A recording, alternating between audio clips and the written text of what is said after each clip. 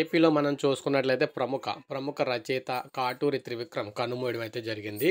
పలు సాహితీ ప్రక్రియల్లో తనదైన ముద్ర అయితే వేశారు. సాహితీవేత్త, సైనికుడు, కవి, నవల రచయిత, న్యాయవాది కాటూరి రవీంద్ర త్రివిక్రమ్ కన్నుమూశారు. విజయవాడ కృష్ణలంకలోని స్వగ్రామంలో వేకువజామున గుండెపోటుతో తుదిశ్వాస విడిచారు. సాయంత్రం అంత్యక్రియలు అయితే పూర్తయ్యాయి. ఆయనకు ఇద్దరు కుమారులు, ఒక కుమార్తె ఉన్నారు. 1944 డిసెంబర్ 18న విజయవాడలో జన్మించారు. ప్రాథమిక విద్య విజయవాడలో, ఉన్నత విద్య హైదరాబాద్లో ఉస్మానియా విశ్వవిద్యాలయంలో చేపట్టారు.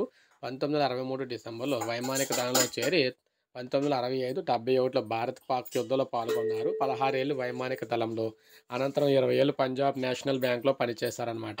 అయితే ప్రస్తుతం ఏపీ హైకోర్టు న్యాయవాదిగా, బార్ అసోసియేషన్ జీవితకాల సభ్యుడిగా ఉన్నారు. మాజీ సైనిక జాతీయ స్థాయి ఫెడరేషన్కు వ్యవస్థాపక అధ్యక్షుడిగా, జాతీయ స్థాయి వినియోగదారుల ఫెడరేషన్కు వ్యవస్థాపక అధ్యక్షుడిగా వ్యవహరించారు. సో ఈ విధంగా ఈయనైతే చనిపోవడం జరిగింది. ఈయన మంచి కవి కూడా అనమాట. సో ఈయనైతే చనిపోయారు ఏపీలోని. సో ఇది మనకు అప్డేట్. ఒక లైక్ చేయండి, సబ్స్క్రైబ్ చేసుకోండి, మన ఛానల్ సబ్స్క్రైబ్ చేసుకోండి.